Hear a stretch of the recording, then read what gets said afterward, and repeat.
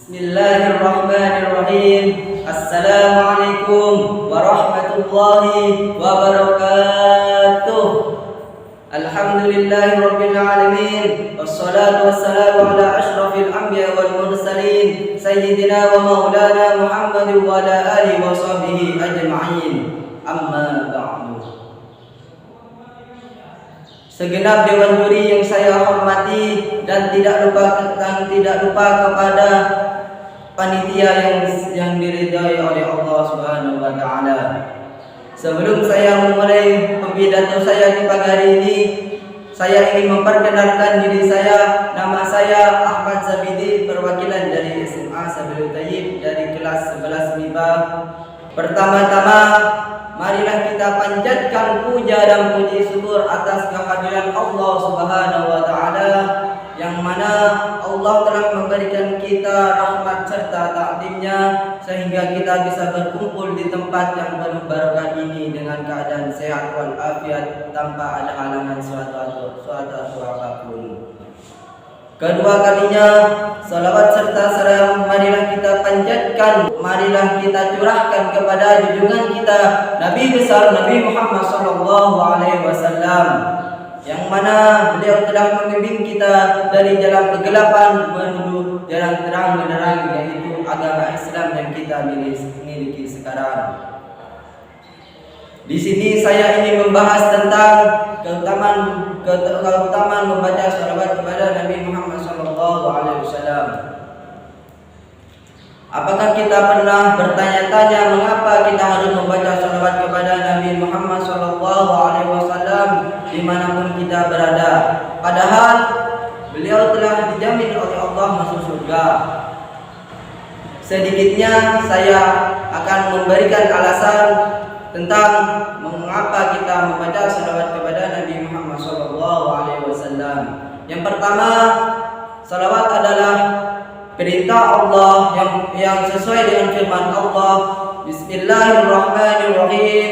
Innallaha wa malaikatahu yusholluna 'alan nabi. Ya ayyuhalladzina amanu shallu 'alaihi wa sallimu taslima. Surat Al-Ahzab ayat 56. Yang artinya, sesungguhnya Allah dan malaikat bersalawat kepada Nabi Muhammad SAW. Wahai orang yang beriman, bersalawatlah kamu kepada Nabi dan ucapkanlah salam kepadanya.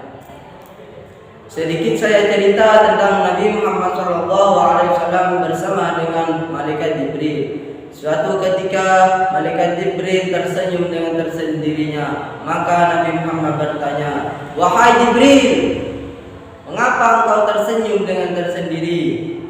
Lalu malaikat Jibril menjawab, "Ketahuilah wahai Rasulullah, aku tersenyum karena aku melihat malaikat Allah disiksa oleh Allah."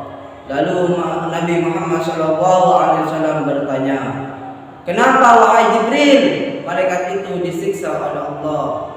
Maka malaikat Jibril menjawabnya, "Ketahuilah wahai Rasulullah, malaikat tersebut disiksa oleh Allah karena dia tidak membacakan salawat kepadamu wahai Rasulullah, dan dia menyibukkan dirinya untuk berzikir kepada Allah dan dia.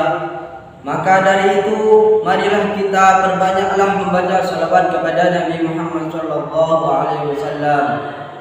Diterangkan di kitab Lubabul Hadis karangan dari Syekh Jalaluddin bin Kamaluddin As-Sayyidi. Beliau menerangkan di kitabnya, Nabi Muhammad SAW waqala sallallahu alaihi wasallam, man ahabbu man sallallahu alaihi wasallam wahidan sallallahu alaihi asyran. Ya, artinya, barang siapa yang bersalawat kepadaku satu kali, maka Allah akan memberikan 10 rahmatnya kepada orang yang bersalawat kepada Nabi. Ketahuilah, satu salawat yang kita bacakan kepada Nabi itu adalah cara kita untuk mendekatkan diri kita kepada Nabi Muhammad SAW. Sungguh mulianya, sungguh mudahnya kita untuk mendapatkan pahala, sehingga kita bersalawat satu kali kepada Nabi dan Allah memberikan rahmatnya kepada kita 10 kali. Ketahuilah, satu rahmat Allah itu adalah lebih besar ganjarannya dibanding dunia dan seisinya. Masya Allah, sungguh indahnya, sungguh mudahnya kita untuk mendapatkan pahala dari Allah Subhanahu wa Ta'ala. Yang nomor 2 adalah salawat.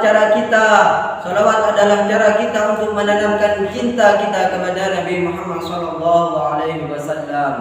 Maka dari itu marilah kita mengenal sejarah Nabi Muhammad SAW dan mengikuti sunnah-sunnahnya.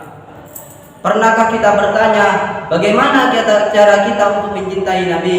Maka jawabanlah pertanyaan dari orang tersebut. Caranya adalah mengikuti yang pertama mengikuti sunnahnya, yang kedua mengikuti perilakunya. Maka dari itu ikutilah sunnah-sunnah Nabi, maka kita akan menjadi umat yang dicintai oleh Nabi Muhammad SAW. Yang nomor 3 adalah salawat adalah cara kita untuk didoakan oleh Nabi malaikat Allah Subhanahu wa Ta'ala. Ketahuilah malaikat Allah itu adalah siapa? Malaikat adalah makhluk Allah yang tidak mempunyai nafsu. Dia selalu berzikir kepada Allah dan dia tidak pernah bermaksiat kepada Allah. Maka dari itu jika malaikat tersebut meminta doa kepada Allah, maka Allah akan menerima doanya tersebut. Maka dari itu marilah kita perbanyaklah membaca salawat kepada Nabi Muhammad SAW.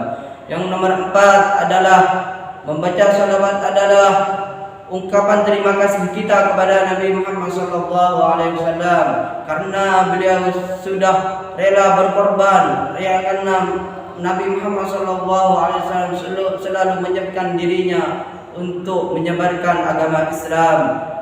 Bukankah kita patut berterima kasih kepada Nabi Muhammad SAW karena beliau sudah berjuang mati-matian, dia tidak pernah tidur di malam hari, dia selalu menyebarkan agama Allah.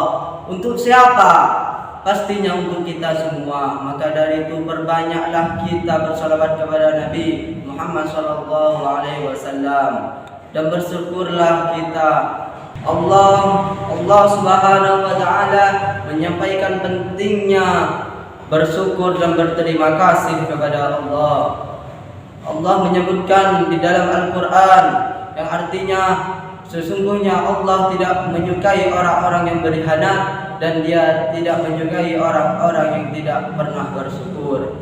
Sekian dakwah yang dapat saya sampaikan di kesempatan ini. Semoga bermanfaat bagi kita semua dan dapat kita aplikasikan di kehidupan sehari-hari. Kurang lebihnya mohon maaf sebesar-besarnya. Jika ada kata-kata saya yang benar, itu datangnya dari bimbingan Allah Subhanahu wa Ta'ala yang Maha Benar. Dan jika ada kata-kata saya yang salah, itu datangnya dari saya pribadi yang menjadi manusia yang tak luput dari kesalahan dan dosa. Sekian dari saya, wabil taufiq wal hidayah. Wassalamualaikum warahmatullahi wabarakatuh.